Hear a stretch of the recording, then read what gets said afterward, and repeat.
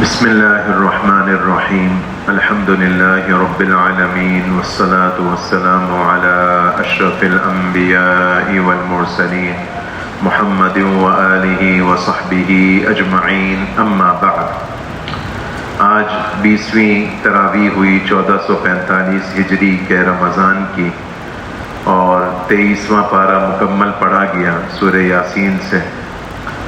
کل سورہ فاتر آخر میں پڑھی گئی تھی اور اس کے کچھ مضامین کا نچوڑ میں نے آپ سے عرض کیا تھا، اور یہ بھی عرض کیا تھا کہ ایک دو باتیں مزید عرض کرنی ہیں۔ تو وہ یہ کہ یہ بات بارہا ہو چکی، اور چونکہ قرآن پاک نے بار بار ایک ہی بات کو دہرایا ہے، تو ہم پر بھی حق ہے کہ اس بات کو دہرائیں اور سمجھیں اور سمجھائیں۔ وہ یہ کہ اس صورت میں بھی اللہ تعالیٰ نے ایمان کو، توحید کو، اللہ نے اپنی قدرت کو بیان کیا ہے۔ مثال کے طور پر یہ بیان کیا کہ تم میرے علاوہ جتنی چیزوں سے اپنی امیدیں وابستہ رکھتے ہو اور جتنی چیزوں کا دل میں اثر رکھتے ہو، ان کے ہاتھ میں تو کچھ بھی نہیں ہے، وہ تو قطمیر کے بھی مالک نہیں ہے۔ قطمیر کسے کہتے ہیں؟ کھجور آج کل رمضان میں ہم ویسے بھی کھاتے ہیں، رمضان میں ہمارے ہاں تو عام طور پر اتنی نہیں کھائی جاتی عربوں کی طرح، لیکن ہم آج کل افطار میں کھاتے ہیں، کھجور کھاتے ہیں، گھٹلی نکالتے ہیں۔ گھٹلی کے اوپر ایک چھلکا سا ہوتا ہے، اس کو قطمیر کہتے ہیں۔ تو کوئی حیثیت ہی نہیں ہے۔ جتنا میرا غیر ہے، میرے ماں سوا جتنی چیزیں ہیں، ان کے تو پلے کچھ ہے ہی نہیں، اور تم ان سے اپنا دل اٹکائے بیٹھے ہو، ان سے اپنی امیدیں وابستہ رکھے ہوئے ہو۔ پھر اللہ نے یوں بھی کہا کہ تم کبھی سائے کو اور دھوپ کو برابر سمجھتے ہو، زندہ اور مردہ کو برابر سمجھتے ہو، روشنی اور اندھیرے کو کبھی برابر سمجھتے ہو؟ بالکل اسی طرح ایمان اور کفر کبھی بھی یکساں نہیں۔ بہت بڑی نعمت ہے اے ایمان والوں جو میں نے تمہیں دی۔ پھر یہ بھی کہا کہ دیکھو تم خوش ہو جاؤ اور خوشی مناؤ کہ میں نے اے مسلمانوں تمہیں وہ کتاب دی جس کے لیے میں نے اپنے بندوں کو منتخب کیا، وہ کتاب میں نے تمہیں عطا فرمائی۔ ثم اورثنا الکتاب الذین اصطفینا من عبادنا، میں نے تمہیں اتنی بڑی دولت میں نے تمہیں دی۔ یہ الگ بات ہے کہ بعض لوگ کوتاہی کرتے ہیں، بعض ایسے ہیں کچھ نیکی بجا لاتے ہیں، کچھ کوتاہیاں کرتے ہیں، اور بعضوں کا تو کیا کہنا کہ وہ نیکی کے کاموں میں بہت آگے بڑھتے ہیں۔ لیکن اے کوتاہی کرنے والوں، تمہارے لیے کیا وہ وقت نہیں آیا کہ اپنی گناہ والی زندگی سے باز آ جاؤ؟ کیا تمہارے لیے ایسا کوئی باعث نہیں ہے کہ تم اپنی زندگی کو بدل لو؟ وہ باعث کیا ہے؟ اولم نعمرکم ما یتذکر فیہ من تذکر، میں نے تمہیں زندگی نہیں دے دی، تمہارے اوپر موت کا نہ آنا۔ میں نے چند روز پہلے بھی کہا تھا، ہم جب سوتے ہیں تو گویا مر جاتے ہیں، نیند کو موت کی بہن کہا گیا، لیکن میں اور آپ اٹھ جاتے ہیں، جاگ آ جاتی ہے، یہ نعمت ہے۔ تھوڑا اور پیچھے چلے جائیں، تھوڑا سا اور کھل کر بات کریں تو تھوڑے سالوں پہلے کورونا کا زمانہ آیا، کتنے لوگ ہمارے ساتھ کے چلے گئے، دیکھتے دیکھتے چلے گئے، اچھے بھلے تھے، بیچارے بیمار ہو گئے، اللہ کو پیارے ہو گئے، میں اور آپ بھی تو ان میں سے ہو سکتے تھے۔ تو میں نے تمہیں جو زندگی دی، یہ زندگی تمہارے لیے باعث ہے اس بات کا کہ تم توبہ کرو۔ پھر ایک جملہ اور کہا، وَجَاءَكُمُ النَّذِيرُ، تمہارے پاس میری طرف سے کوئی ڈرانے والا نہیں آیا۔ ڈرانے والے سے کیا مراد ہے؟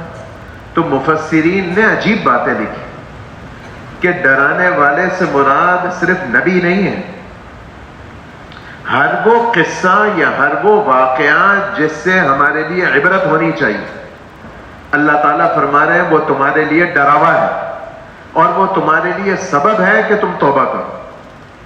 جیسے ہم سڑک پہ جا رہے ہوتے ہیں اور کبھی دیکھتے ہیں ہمارے سامنے ایک موٹر سائیکل والا بیچارہ گر جاتا ہے. ہم رکتے ہیں یا نہیں رکتے، لیکن کیسی چوٹ پڑتی ہے. تصور کرو کہ اس کی جگہ تم ہو اور تمہارے ساتھ یہ حادثہ پیش آئے. یہ اللہ تعالیٰ فرما رہے ہیں وَجَاءَكُمُ النَّذِيرُ. یہاں تک کہ مفسرین نے یہ بھی لکھا، آپ کو حیرت ہوگی، یہ جو ہمارے بالوں میں سفیدی آ جاتی ہے، مفسرین نے اس کو بھی نذیر کہا کہ یہ جو تمہارے بالوں میں سفیدی آ گئی، کبھی آئینے کے سامنے کھڑے ہوتے ہو اور دیکھتے ہو بالوں میں تو سفیدی آ گئی، کیا کروں؟ پھر چلو تم کوئی کلر بھی لگا لیتے ہو، تمہاری بیوی بھی شاید تمہیں کہتی ہوگی کہ اس کا کوئی علاج کرو، لیکن کچھ بھی کرو، چھپاؤ، رنگ کرو، ڈائی کرو. یہ تو سمجھ میں آ گیا نا کہ اب تمہاری عمر آگے بڑھ رہی ہے اور تمہارے بال سفید ہونے لگے، اور یہ نشانی ہے اس بات کی کہ تم موت کے قریب ہو رہے ہو. تو اب نہیں بدلو گے تو کب بدلو گے؟ اب نہیں توبہ کرو گے تو کب کرو گے؟ اللہ تعالیٰ نے یہ مضامین تھوڑے مجھے عرض کرنے تھے تو میں نے آپ سے عرض کر دیا. آگے سورہ یاسین ہے جو عام طور پر اللہ کے فضل سے ہمارے بھائیوں کو یاد بھی ہوتی ہے. اس سورت کو یاسین بھی کہا گیا، اس سورت کو جامعہ بھی کہا گیا، شریف بھی کہا گیا، معمہ بھی کہا گیا. مختلف ناموں سے اس سورت کو پکارا گیا، بتایا گیا، قرآن پاک میں بھی، پچھلی آسمانی کتابوں میں بھی. اور یہ بھی کہا گیا کہ یہ سورت گویا قرآن پاک کا دل ہے. اس سورت کو قرآن پاک کا دل کیوں کہا گیا؟ اس لیے کہا گیا کہ جیسے دل ہمارے اعضاء کا بادشاہ ہے. ہمارا ہاتھ ٹوٹ جائے، بیماری ہے، تکلیف ہے، پریشانی کی بات ہے، لیکن اس کے باوجود ہم چلیں، جی سکتے ہیں. کسی کے گردے کوئی ڈائلیسس پہ چلا جائے، بیماری ہے، پریشانی کی بات ہے، لیکن جی رہا ہوتا ہے. مختلف بیماریاں ہیں، نہیں ہونی چاہیے، اللہ تعالیٰ سے عافیت مانگنی چاہیے، لیکن یہ بیماریاں ایک دم آدمی کو مار نہیں دیتی. لیکن اگر ایک آدمی کا دل بیٹھ جائے، کہتے ہیں کیا ہو گیا بھائی؟ ہارٹ اٹیک ہو گیا تھا، تو پھر کیا بچا؟ پھر تو کچھ بھی نہیں بچا. تو جیسے دل تمام اعضاء کا بادشاہ ہے اور اس کی صحت پورے جسم یا زندگی کے لیے اہم، ایسے سورہ یاسین میں جو مضمون بیان کیا گیا وہ مسلمان کی صحت کے لیے، مسلمان کے اسلام کے لیے، مسلمان کے دین کے بچنے کے لیے ایسا ہی اہم جیسے دل. وہ کیا مضمون بیان کیا گیا؟ وہ مضمون بیان کیا گیا آخرت کا.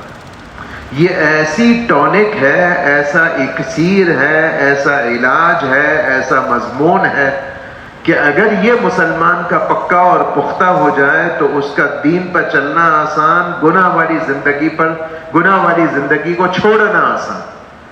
سارا مسئلہ یہ کہ میرے سامنے میری موت نہیں، اور موت سامنے آ جائے تو اللہ تعالیٰ نے اس صورت میں آخرت کی منظر کشی کی کہ کیسے میں اولین آخرین کو قیامت کے دن جمع کروں گا، کیسے مجرموں کو دوزخ کی طرف لے جاؤں گا اور کیسے نیک لوگوں کو. اور تم وہاں کوئی حجت نہیں کر سکو گے، اس لیے کہ تمہارے منہ پر مہر لگا دی جائے گی، سیل کر دیا جائے گا، بولتی تمہاری بند ہو جائے گی، اور تمہارے اعضاء تمہارے خلاف گواہی دیں گے، سب کچھ اللہ کو بتا دیں گے جو تم کیا کرتے تھے.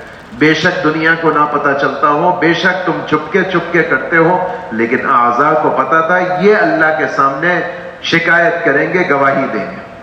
اور تمہیں کیا شک ہے مرنے کے بعد دوبارہ زندہ ہونے میں؟ آخرت پر کیا شک ہے؟ یہ تو کافروں کا وتیرہ تھا، وہ نہیں مانا کرتے تھے، کہا کرتے تھے من یحیی العظام وہی رمیم. یہ کیسے ہو سکتا ہے کہ ایک آدمی مر گیا، قبرستان میں جا کر مٹی میں دفن کر دیا، کچھ عرصے کے بعد قبر کو کھودا جائے تو اس میں سے کچھ بھی نہیں نکلتا، اس کی ہڈیاں بھی، اس کا جسم بھی مٹی میں مٹی ہو چکا. تو جب اس کا جسم ختم ہو چکا تو اب کیسے یہ ہو سکتا ہے کہ اللہ تعالیٰ دوبارہ زندہ کریں گے؟ تو اللہ نے فرمایا مجھے تمہیں دوبارہ پیدا کرنا کیا مشکل ہے؟ پہلی دفعہ بھی تو میں نے ہی تمہیں پیدا کیا. جب میں تمہیں پہلی دفعہ پیدا کر سکتا ہوں تو بے شک تمہارے اعضاء، تمہارا جسم ختم ہو چکا ہو، میں تمہیں دوبارہ زندہ کر سکتا ہوں.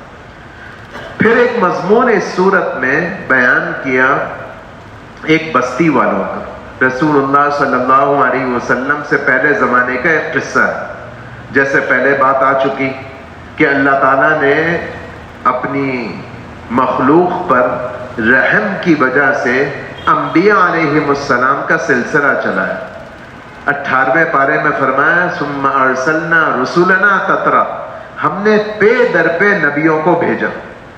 اور رسول اللہ صلی اللہ علیہ وسلم نے فرمایا کلما ہلک نبی خلفہ نبی، ایک نبی آتا تھا دنیا سے رخصت ہو جاتا تھا، دوسرا نبی ہم ضرور بھیج دیتے تھے لوگوں کی رہبری اور رہنمائی کے لیے. تو یہ ایک سلسلہ رہا. تو اس تسلسل میں ایک بستی میں نبیوں کو اللہ نے بھیجا. 2 نبیوں کو بیک وقت بھیجا لوگوں کی ہدایت کے لیے. لوگوں نے اس کی بات مانی نہیں. جیسے اعراف میں، ہود میں، شعراء میں یہ بات گزر چکی کہ اکثر نبیوں کو ایسا معاملہ کیا گیا کہ ان کے اپنے لوگوں، اپنی قوم والوں نے ان کو جھٹلایا. تو ان نبیوں کے ساتھ بھی یہی ہوا. اللہ نے ایک تیسرے نبی کو بھیجا ان کی تائید اور تقویت اور نصرت کے لیے، لیکن قوم مانتی نہیں تھی. الٹا قوم پر کوئی پریشانی آ گئی تو کہنے لگے یہ تمہاری نحوست ہے کہ تمہاری وجہ سے ہمارے اوپر یہ پریشانی آئی. قوم ماننے کے لیے تیار نہیں. لیکن ایک شخص ایسا تھا جو غیر معروف بھی تھا، پیشے کے لحاظ سے بھی کمزور تھا، بڑھائی کا کام کرتا تھا، کارپینٹر تھا، نام اس کا کتابوں میں حبیب لکھا ہے. وہ ان نبیوں پر ایمان لے آیا. نہ صرف یہ کہ ایمان لے آیا بلکہ اس کے دل میں یہ جذبہ خیرخواہی کا پیدا ہوا کہ یہ میری قوم ان نبیوں کے پیچھے کیوں پڑی ہوئی ہے. تو انہوں نے، اس شخص نے اپنی قوم کو یہ کہا کہ تم ان کی بات مانتے کیوں نہیں ہو؟ یہ تم سے کیا طلب کرتے ہیں؟ یہ تو تمہارے بہت خیرخواہ ہیں. کیوں؟ تم سے کوئی پیسے نہیں مانگتے، تم سے تمہارے بھلے کو چاہتے ہیں، اور تمہارے بھلے کے واسطے تمہیں کہہ رہے ہیں کہ ایمان لے آؤ اور توحید کو اختیار کر لو. تم ان کی بات نہیں مان رہے. تم اگر ان کی بات مان لو تو تمہارا کیا بگڑ جائے؟ قوم، ان کی قسمت خراب. انہوں نے کہا اچھا کیا حیثیت اس کی؟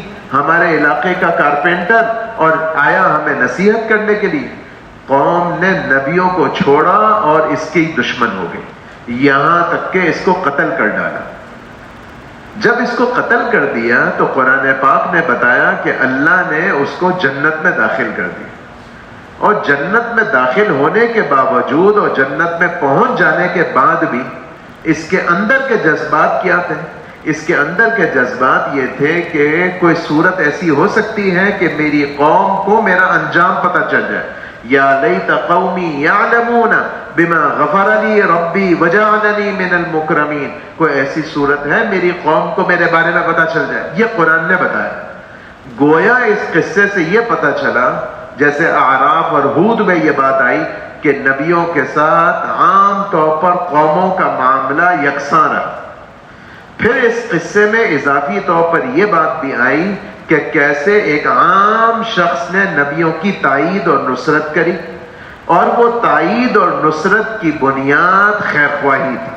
اور وہ خیرخواہی کی معراج اور انتہا یہ تھی کہ گویا مرنے کے بعد اور جنت میں جانے کے بعد بھی اس کے دل کی امنگ یہ ہے کہ میری قوم کو پتہ چل جائے کہ انہوں نے تو مجھے قتل کیا، لیکن میں ان کے لیے جنت میں ہوتے ہوئے بھی یہ چاہتا ہوں کہ یہ کسی طرح ان کو پتہ چل جائے کہ میرا انجام کیا ہوا، اور میرے انجام کو معلوم کر کے یہ ایمان لانے والے بن گئے. گویا کل 24واں پارہ ہے، اس کے اندر بھی اس طرح کی بات آئے گی، میں آپ کو سناؤں گا. تو اللہ تعالیٰ نے یہ قصہ اس لیے سنایا کہ ہمیں یہ پتہ چلے کہ اپنے دل میں لوگوں کی ہدایت کا جذبہ رکھنا یہ اللہ کے ہاں بڑی محمود اور پسندیدہ نیکی ہے. یہ سورہ یاسین کے کچھ مضامین ہوئے. پھر آگے سورہ صافات ہے. اس سورت کی ابتدا میں اور انتہا میں فرشتوں کا ذکر ہے. ابتدا میں تو اللہ نے فرشتوں کی قسمیں کھائیں، انتہا میں یہ کہا کہ اے مکے والوں، تم فرشتوں کے بارے میں یہ کہتے ہو کہ یہ اللہ کی بیٹیاں ہیں. دو باتیں تمہاری بڑی عجیب ہیں، تمہیں کیسے پتا چلا کہ یہ بیٹیاں ہیں بیٹے نہیں ہیں؟ عجیب بات ہے، ہسپتال میں گئے تھے پوچھنے کے لیے، یہ قرآن نے طنز کیا، ام خلقنا الملائکۃ اناثا وہم شاہدون۔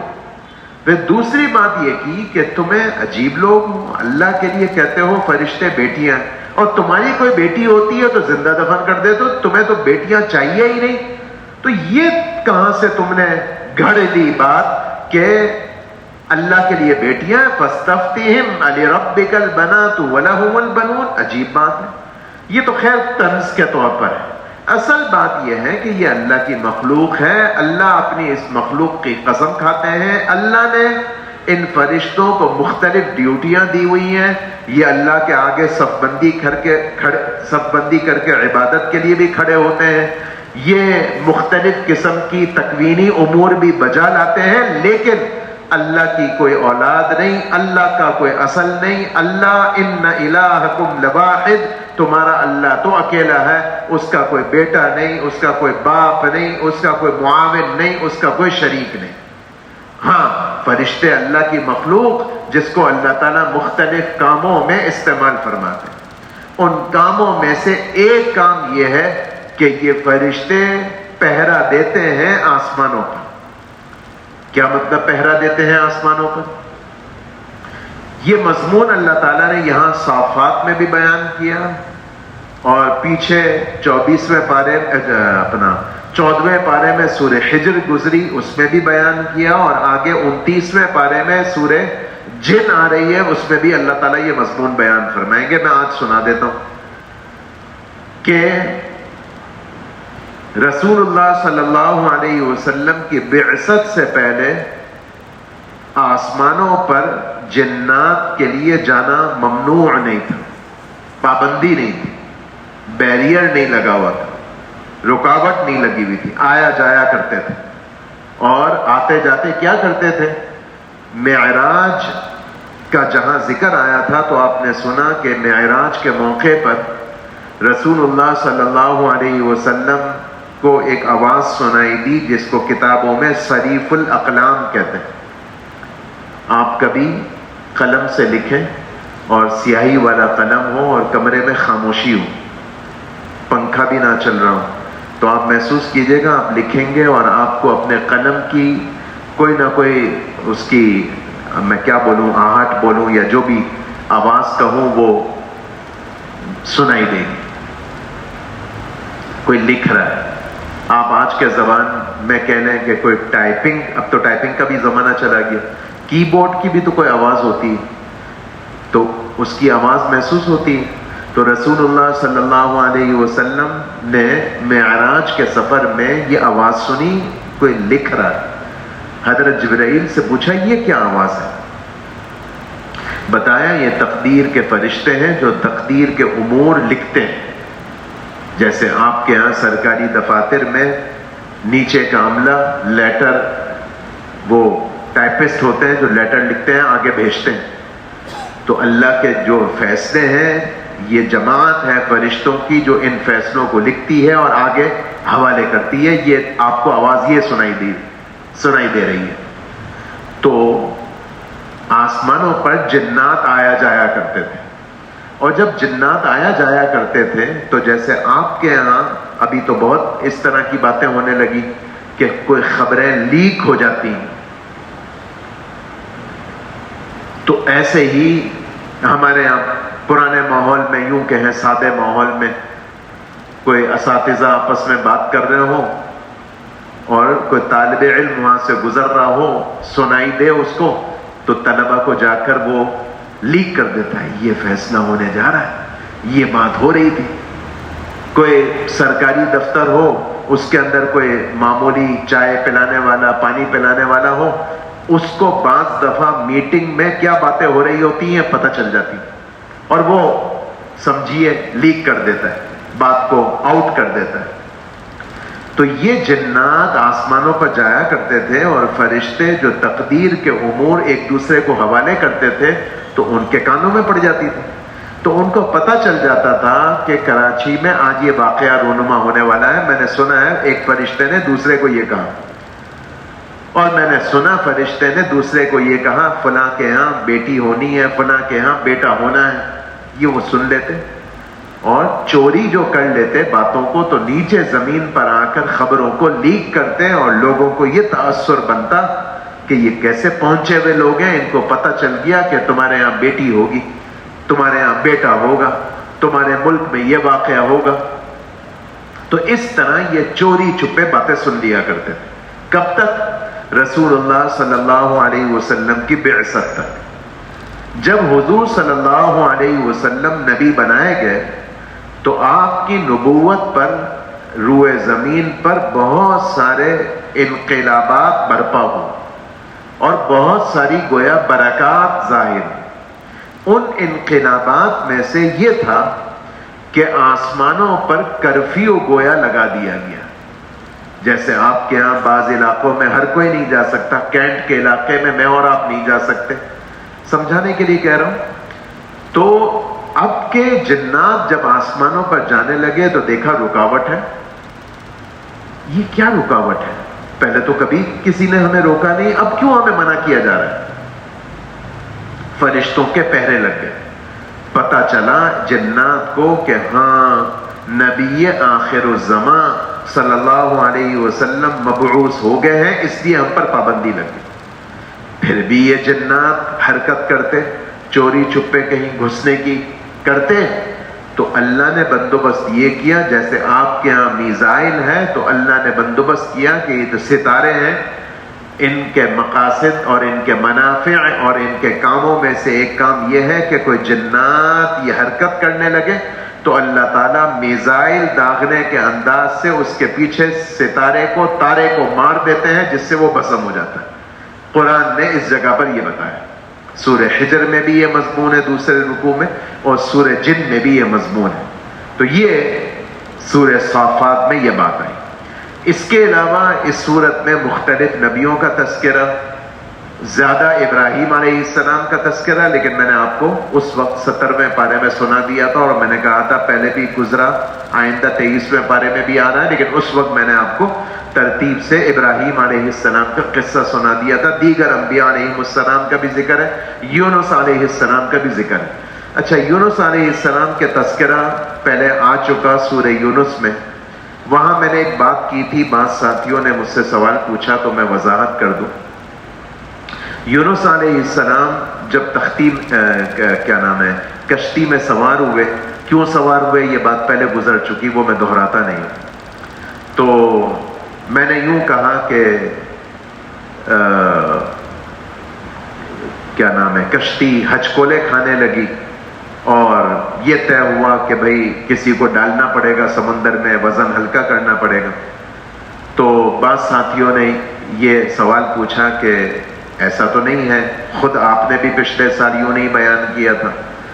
تو بات یہ ہے کہ بعض دفعہ کسی بات کو مختصر کرنے کے لیے بات کو لپیٹ دیا جاتا ہے یا سمیٹ دیا جاتا ہے. اس میں کوئی شک نہیں کہ کتابوں میں یوں بھی لکھا ہے کہ وہ جو کشتی کا چلانے والا تھا ناخدا، اس نے یہ کہا کہ بھئی یہ جو طوفان آیا ہے، میرا تجربہ یہ ہے کہ اس روٹ پر طوفان کا سامنا اس وقت کرنا پڑتا ہے جب کوئی بھگوڑا اس کشتی میں بیٹھا ہوا. مجھے ایسا لگتا ہے کہ ہماری کشتی میں کوئی بھگوڑا ہے. یونس علیہ السلام نے کہا ہاں ہاں بالکل میں ہی بھگوڑا ہوں. بھگوڑا کیوں کہا اپنے آپ کو؟ وہ میں نے آپ کو بتایا تھا کہ اللہ کے حکم کے بغیر انہوں نے بستی کو چھوڑ دیا تھا، تو اس پر شرمندہ ہوئے اور کہا میں اللہ، اپنے آقا، اپنے رب، اپنے اللہ کا بھگوڑا ہوں. تو اس واسطے ان کو سمندر میں ڈال دیا گیا. بات تفصیل اگر کی جائے تو اسی طرح ہے. خیر، یہ یونس علیہ السلام کا تذکرہ پہلے ہو چکا ہے، اس کو دہرانے کی ضرورت نہیں. ایوب علیہ السلام کا آگے ذکر ہے، یہ بھی پہلے ہو چکا ہے. ایک بات اس صورت میں اور بھی بیان کی کہ قیامت کے دن جب انجام اور فیصلہ ہوگا، جنت اعمال والے، نیک اعمال والے جنت میں اور برے اعمال والے دوزخ میں چلے جائیں گے. تو ایک شخص ہوگا جو جنت میں ہونے کے باوجود یاد کرے گا اپنے کسی دوست کو اور فرشتوں سے پوچھے گا یار وہ میرا ساتھی نظر نہیں آ رہا. فرشتے کہیں گے وہ نیچے دیکھو تمہارا ساتھی دوزخ میں چل رہا ہے. یہ قرآن نے منظر کشی کی. جب یہ شخص اس کو دیکھے گا اور اس کو آواز دے گا تو یہ کہے گا کہ بھائی تم میرے دوست تھے, شکر ہے کہ میں تمہاری باتوں میں نہیں آیا. تم تو قریب تھے کہ مجھے مروا دیتے, اور تم تک مجھے یہ سبق پڑھایا کرتے تھے کہ مزے کر لو دنیا میں, یہی زندگی ہے, جو کرنا ہے موج کر لو. شکر ہے نا میں تمہاری باتوں میں نہیں آیا, ورنہ میں آج تمہاری طرح دوزخ میں پڑا ہوتا. تو مفتی محمد شفیع صاحب رحمۃ اللہ علیہ نے اس کے ذیل میں یہ لکھا ہے, پہلے بھی اس طرح کی 19ویں پارے کے پہلے رکوع میں بھی اس طرح کا مضمون تھا, میں نے سنایا تھا کہ آدمی کو اپنی صحبت, اپنی نشست و برخاست, اپنی سوسائٹی, اپنی کمپنی پر نگاہ رکھنی چاہیے. بعض دوست اور بعض ساتھی ایسے ہوتے ہیں جو آدمی کو بگاڑ دیتے ہیں, یہ آیت یہ بتاتی ہے. یہ بھی لکھا ہے مفسرین نے کہ یہ جو دو شخص تھے یہ وہی دو شخص ہیں جن کا ذکر سورہ کہف میں گزرا تھا, وَضْرِبْ لَهُمْ مَثَلَ الرَّجُلَيْنِ میں نے وہ 2 مرتبہ وہ قصہ سنایا. اور خلاصہ یہ ہے کہ دنیا میں, ابھی یاسین میں بھی یہ بات آئی, دنیا میں بھتیرے لوگ ایسے ہیں, اور آپ محسوس نہ کیجئے گا, ہم مسلمان بھی بعض دفعہ پھسل جاتے ہیں. دیکھیے, ایک ہے مسلمان ہونا اور ایک ہے ایمان کی حقیقت کو پانا. ہم مسلمان ضرور ہیں لیکن ایمان کی حقیقت میں بہت کمی ہے. اس لیے اس کمزوری کی وجہ سے بعض دفعہ ہمیں اپنے عقائد میں تردد ہونے لگتا ہے, شک ہونے لگتا ہے. پھر جو ہمارا زمانہ ہے, ہمارے زمانے میں فتنوں میں سے ایک فتنہ ہے جس کو ہمارے علماء نام دیتے ہیں تشکیک کا.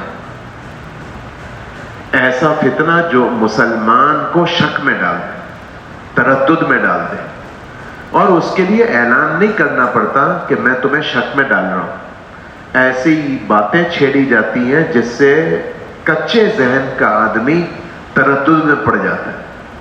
میں حیران ہوا, ہمارے بعض ساتھیوں نے کہا کہ ہمارے تعلیمی اداروں میں بعض پڑھانے والے ٹیچر اعلانیہ یا غیر اعلانیہ دہریے ہیں, ایتھسٹ ہیں, اور شعوری طور پر یا لاشعوری طور پر, ارادی طور پر یا غیر ارادی طور پر ان کا سبجیکٹ ہو یا نہ ہو یہ موضوع سٹوڈنٹس کے سامنے چھیڑ دیتے ہیں.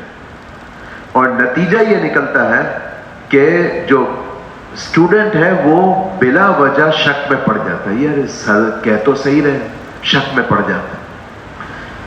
میں بات سے بات نکلتی ہے, مقدر کی بات ہے, بلا ارادہ یہ ساری باتیں میں کر رہا ہوں.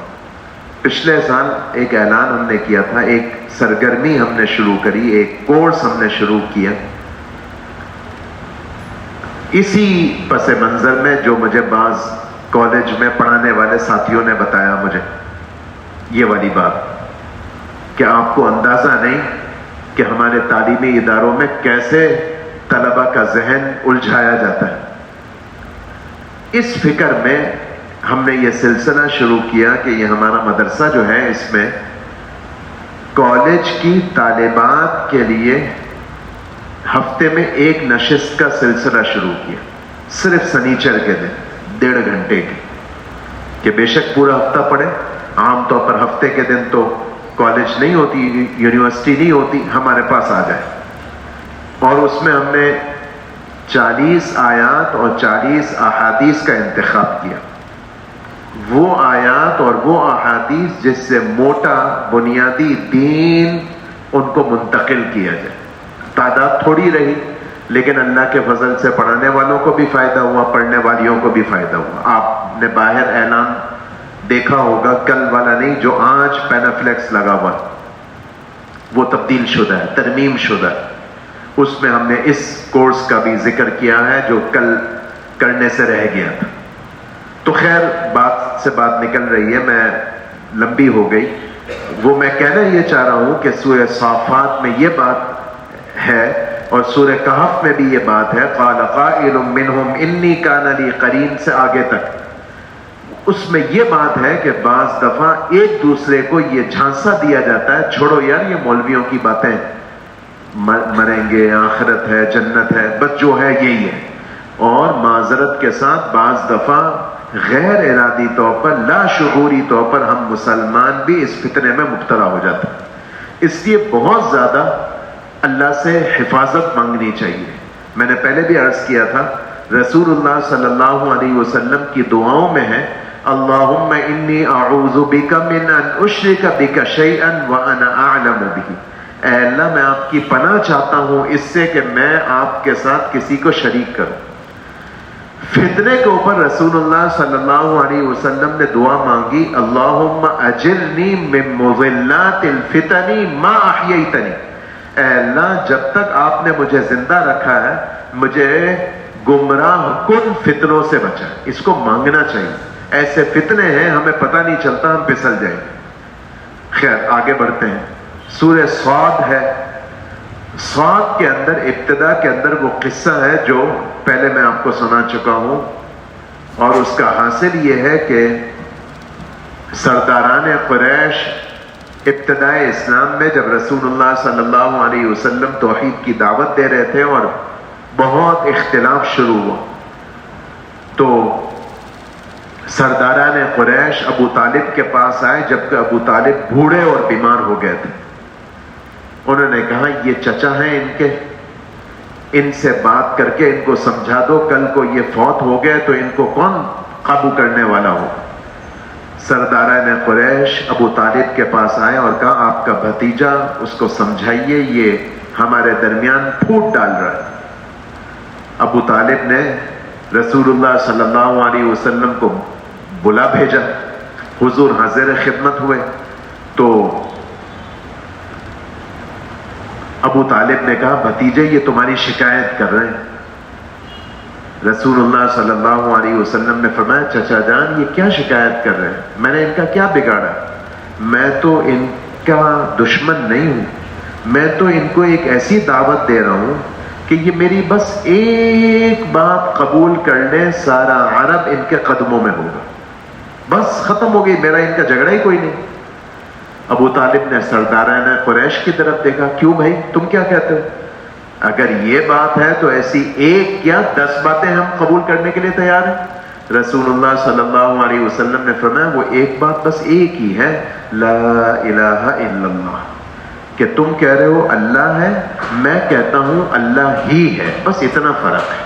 تم اللہ کو مانتے ہو اور اللہ کے ساتھ شریک کرتے ہو، میں کہتا ہوں اللہ ہی ہے اور اللہ کا کوئی شریک نہیں، بس اس بات کو قبول کر لیں۔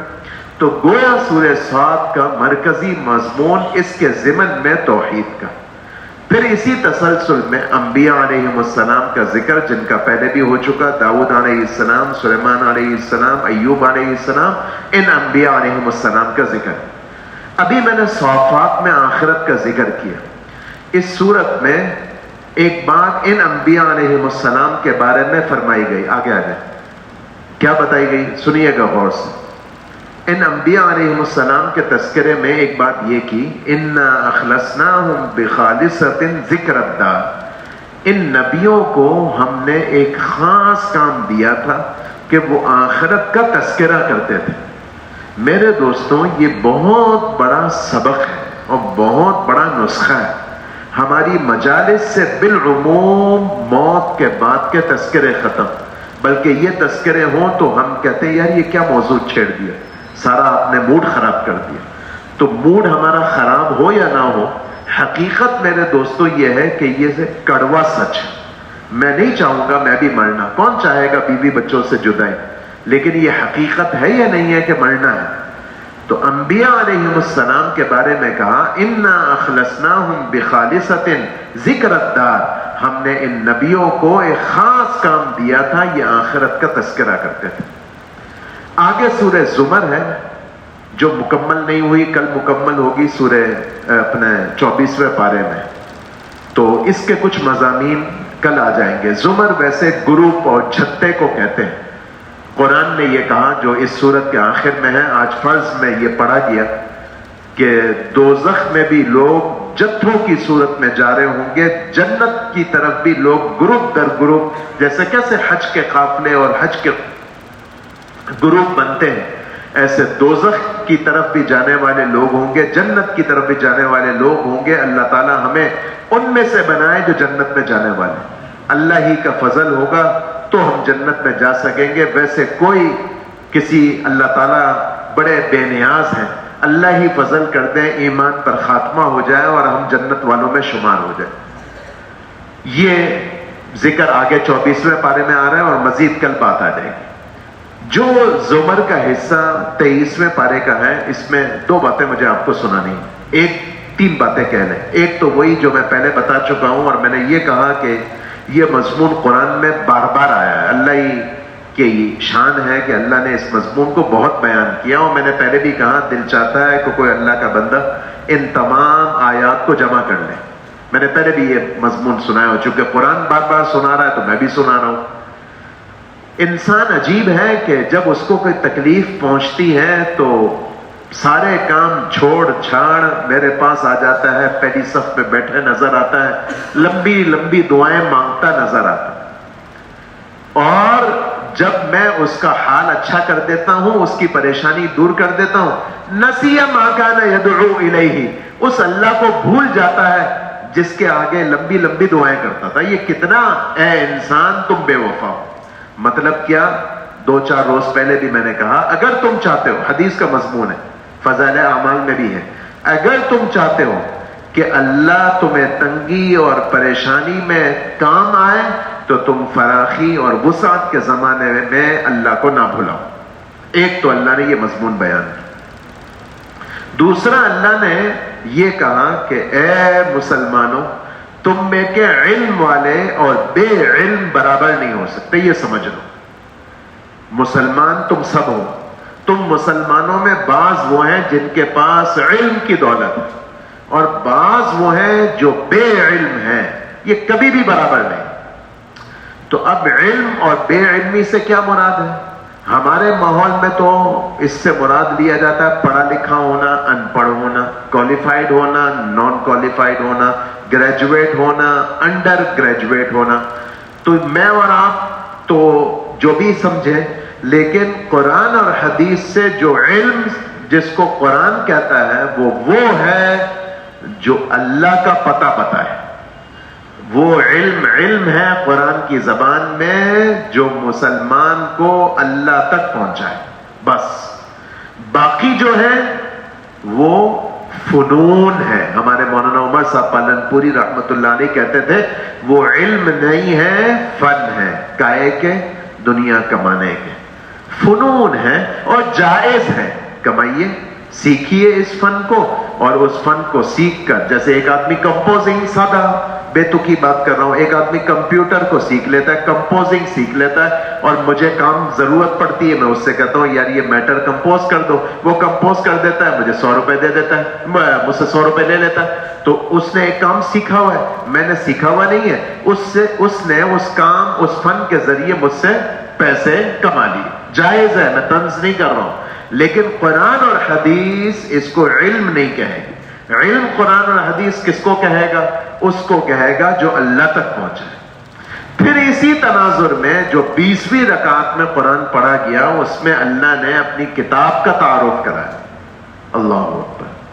اچھا ایک بات اور بتا دوں، صاد میں جو پچھلی صورت ہے، ایک اور بات اللہ نے کی، میں نے جو یہ قرآن اتارا ہے، کتاب انزلناہ الیک، میں نے جو یہ کتاب تمہاری طرف اتاری ہے، قرآن جس کو سن رہے ہو، سنا رہے ہو، اس کے انتخاب مضامین کو سن رہے ہو، مبارکن، بڑی بابرکت ہے، لیکن اتاری صرف برکت دینے کے لیے نہیں ہے کہ گھر میں رکھو، دکان میں رکھو، قرآن خوانی کراؤ، اوپننگ ہو تو قرآن خوانی کراؤ، نئے گھر میں منتقل ہو تو قرآن خوانی کراؤ، دلہن رخصت ہو تو قرآن کے کیا نام ہے سائے میں رخصت کرو، یہ برکت ملے گی، لیکن اتاری اس کے لیے نہیں ہے۔ اتاری کائے کے لیے؟ لیتدبروا، تاکہ تم قرآن میں غور کرو، ولیتذکر اولو الالباب، اور اس سے نصیحت حاصل کرو۔ کون غور کرے گا؟ کون نصیحت حاصل کرے گا؟ مجھے آپ کو تو قرآن کی ایک آیت کا ترجمہ نہیں آتا. اس لیے آگے کہا 20ویں رکعت میں جو پارے کا آخری صفحہ ہے، اس میں کیا فرمایا؟ اللہ نزل احسن الحدیث کتابا. اے مسلمانوں خوش ہو جاؤ، میں نے تمہیں کتنی بہترین کتاب دی جس کے مضامین باہم ایک جیسے ہیں اور جس کے مضامین بار بار مکرر ہوتے ہیں، اور جو مضامین اگر ایک دفعہ تمہارے دل میں اتر گئے تو تقشعر منہ جلود الذین یخشون ربہم. بے سمجھے پڑھو گے تو کچھ پتہ نہیں چلے گا، سمجھ کر پڑھو گے تو تمہارے رونگٹے کھڑے ہو جائیں گے. ثم تلین جلودہم وقلوبہم الی ذکر اللہ. پھر تمہارا دل نرم ہو جائے گا اس قرآن کے مضامین پر عمل کرنے کے لیے. اور پھر کیا ہوگا؟ افمن شرح اللہ صدرہ للاسلام فہو علی نور من ربہ. تمہارا سینہ اسلام پر چلنے کے لیے منشرح ہو جائے گا، کھل جائے گا. تمہارے دل میں گھٹن نہیں ہوگی، تمہارے دل میں تنگی نہیں ہوگی، تمہارا دل مطمئن ہوگا. نہیں، میں نے جس لائن کو اختیار کیا ہے بالکل ٹھیک اختیار کیا. اس لیے میرے دوستوں، ہم نیت کریں کہ ہم قرآن سیکھیں گے، سمجھیں گے، اور قرآن خود سے سیکھے سمجھیں گے نہیں، بلکہ اس کے لیے علماء کرام کی صحبت اختیار کریں گے. آپ نے اعلان پڑھ لیا، اور آج میں نے ابھی تھوڑی دیر پہلے کہا ترمیم شدہ اعلان لگا ہوا ہے. اور کیا اعلان لگا ہوا ہے؟ 1 مئی سے ہمارے یہاں دراسات دینیہ کا کورس شروع ہو رہا ہے. آپ سب دوستوں کو دعوت دے رہا ہوں اللہ کی رضا کے لیے. صاحب یاسین نے کیا کہا؟ حبیب نے، نجار نے، بڑھئی نے، کارپینٹر نے، تم کیوں ان کی دشمنی مول لے رہے ہو؟ یہ تم سے کیا مانگتے ہیں؟ کچھ بھی تو نہیں. یہ بے غرض ہو کر تمہیں ایک کام کہہ رہے ہیں، تمہارا کیا بگڑ جائے گا؟ تو میرے دوستوں، اس کام میں ہمارا کیا مفاد ہے؟ کوئی فیس ملے گی؟ نہیں، مفت ہے، رجسٹریشن فیس بھی نہیں. لیکن خیر خواہی میں آپ سے یہ کہا جا رہا ہے کہ اللہ نے جو ہمیں قرآن دیا اس کو سمجھیں. لیکن قرآن اکیلا نہیں سمجھا جا سکتا، اس کے ساتھ کچھ اور علوم بھی پڑھنے پڑتے ہیں. تو اب اس کے لیے ایک ذریعہ تو وہ ہے جو علماء کرام نے درس نظامی کا سلسلہ شروع کیا، اور مدارس میں 8 سالہ پڑھائی ہوتی ہے یا 9 سالہ ہوتی ہے. مختلف مدارس میں مختلف ترتیب ہے، کہیں 6 سالہ بھی ہے. یہ تفسیر علم ہے. جو کم عمر ہو وہ تو اس کی نیت کرے. اس سال ہم نے یہ بھی سوچا ہے اپنے یہاں، اللہ تعالیٰ فضل فرما دے تو اولا کا داخلہ ہم نے شروع کیا ہے. 8 سالہ کورس کا پہلا دوسرا سال اس کے لیے آغاز کرنے کی نیت کریے. اللہ تعالیٰ ہی آسان فرما دے اور مدد فرما دے.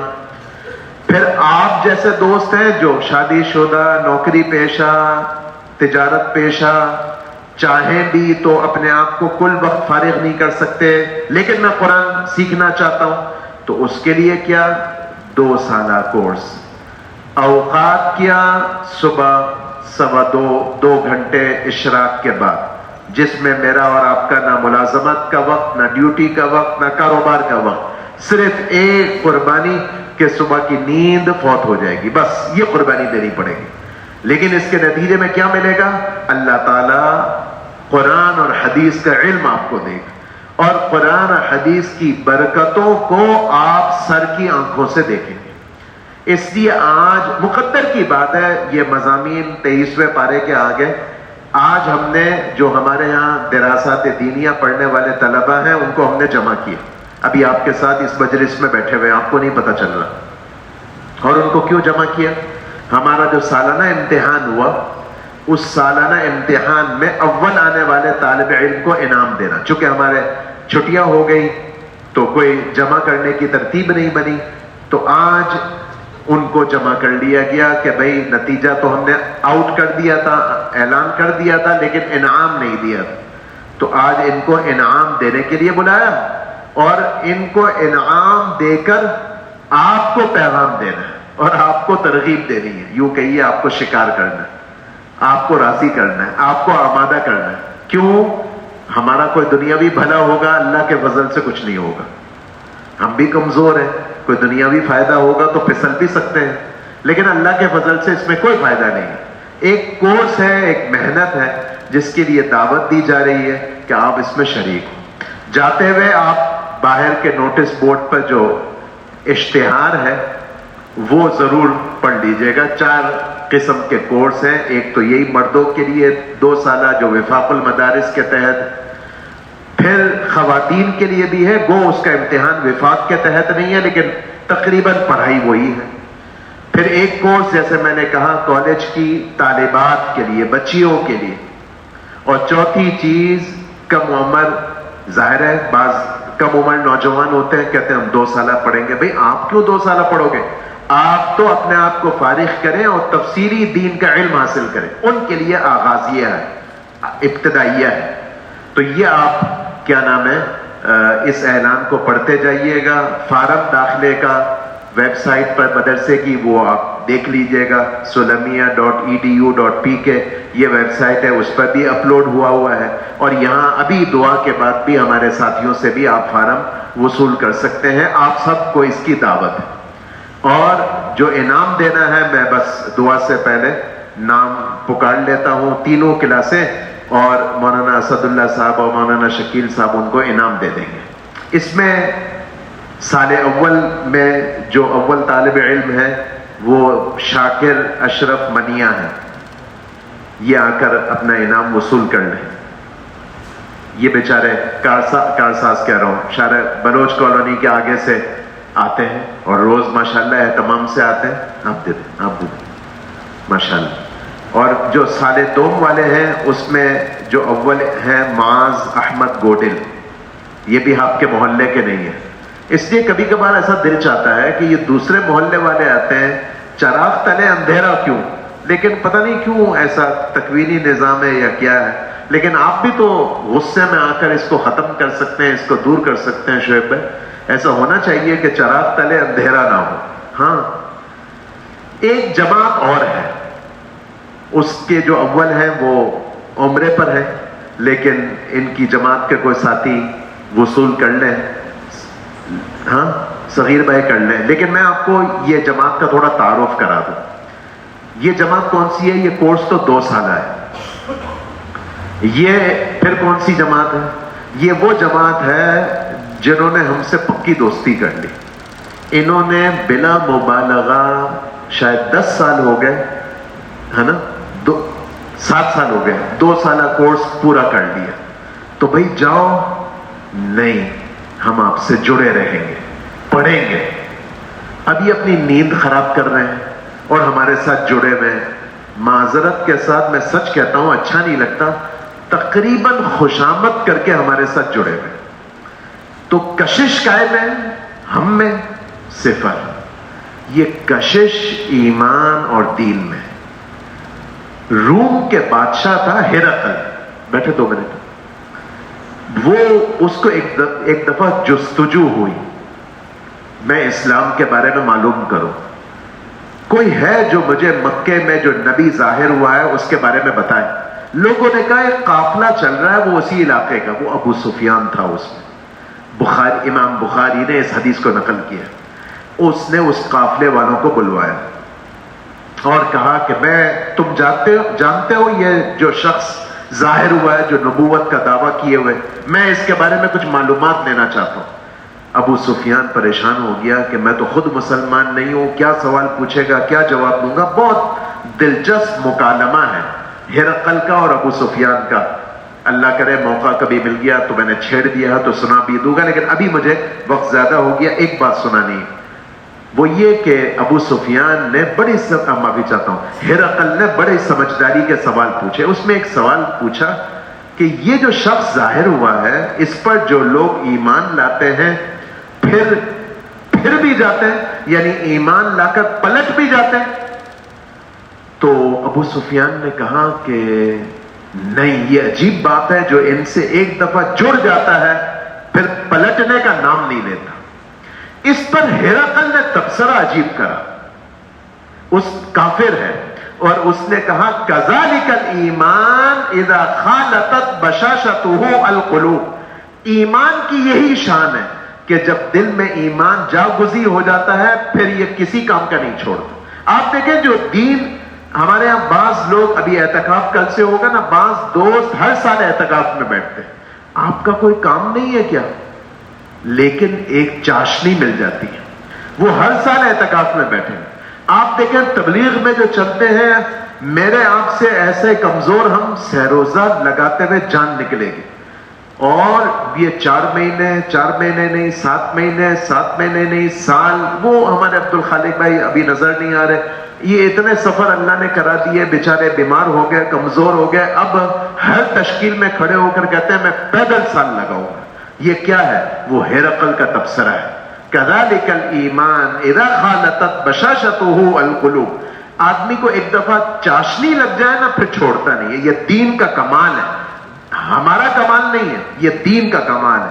یہ اللہ کے قرآن اور اللہ کے حدیث میں ایسی برکات. یہ دوست وہ ہیں. تو آپ صغیر بھائی اپنا نہیں، عبد الغفور بھائی کا انعام ان کی نیابت میں ثاقب صاحب کا، اچھا ثاقب رفیق ہے، وہ خود موجود نہیں ہے، ان کا انعام آپ وصول فرما لیں. تو اب کیا امید کروں؟ محلے والوں سے بھی امید کروں، آپ سہارا بنے. دیکھیں یہ مسجد بن رہی ہے، مسجد کے لیے بھی آپ محلے والے حصہ لے رہے ہیں. بعض کام ایسے ہیں ہم نیکی بجا لاتے ہیں، ہم مر جائیں گے پھر وہ نیکی نہیں کر سکیں گے.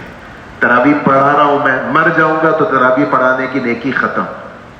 لیکن بعض کام ایسے ہوتے ہیں کہ مر جائیں گے اس کا ثواب جاری رہے گا. اس لیے یہ اعلان ہم نے بنایا نا، تو اوپر میں نے عنوان ڈالا صدقہ جاریہ کا موقع. میں مر جاؤں گا، تعمیر میں حصہ لوں گا، مجھے ثواب ملتا رہے گا. پھر آپ کو یہ پتا ہوگا ہماری کراچی میں سوسائٹی نے یہ مہربانی کری، اللہ تعالیٰ اس کے چیئرمین، اس کی جنرل سیکرٹری کو اللہ تعالیٰ جزائے خیر دے، کہ پیچھے جو کمیونٹی سینٹر کا پچھلا حصہ تھا وہ انہوں نے مدرسے کے لیے مختص کر دیا. ابھی اس کا کام شروع نہیں ہوا، اللہ نے چاہا عید کے بعد شروع ہوگا.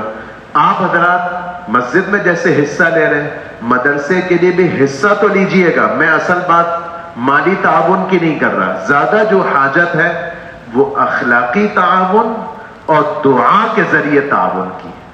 یہ دونوں تعاون آپ فرمائیں گے، اللہ تعالیٰ آپ کو جزائے خیر دے. بس اللهم صل على محمد عبدك ورسولك وصل على المؤمنين والمؤمنات والمسلمين والمسلمات. اللهم وفقنا لما تحب وترضى برحمتك يا ارحم الراحمين.